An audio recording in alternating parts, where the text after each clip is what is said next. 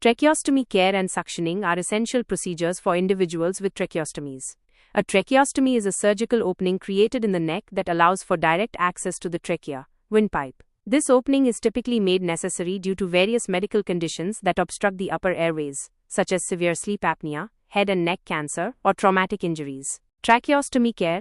Tracheostomy care involves keeping the stoma, the opening in the neck, and the tracheostomy tube clean and free of infection. Regular cleaning helps prevent complications like infection, mucus plugging, and skin irritation. The specific steps involved in tracheostomy care may vary depending on the type of tracheostomy tube and the individual's needs. However, general steps typically include 1. Hand hygiene.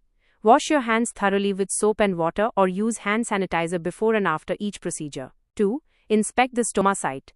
Look for any signs of redness, swelling, or drainage. 3. Clean the stoma site. Gently clean the area around the stoma with a saline solution or prescribed cleanser. 4. Clean or change the tracheostomy tube. This may involve cleaning the inner cannula, if applicable, or changing the entire tube, depending on the type of tube and the healthcare provider's instructions. 5. Check the tube placement and secure it. Ensure the tube is properly positioned and secure it with ties or tape as needed. 6. Monitor for any complications.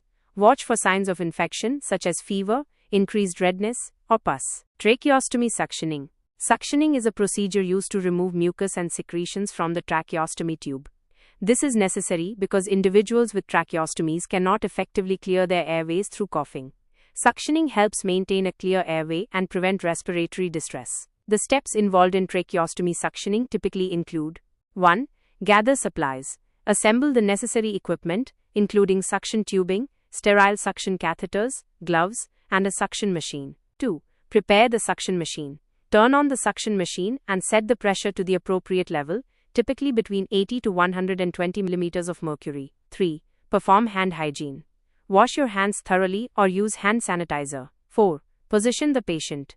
Place the patient in a comfortable position, such as sitting upright or lying on their side. 5. Suction the tracheostomy tube. Gently insert the suction catheter into the tube, applying suction only when withdrawing the catheter. Avoid inserting the catheter too deeply, as this can cause damage to the airways. 6. Monitor the patient's response. Observe the patient's breathing and heart rate during and after suctioning. 7. Clean and dispose of equipment.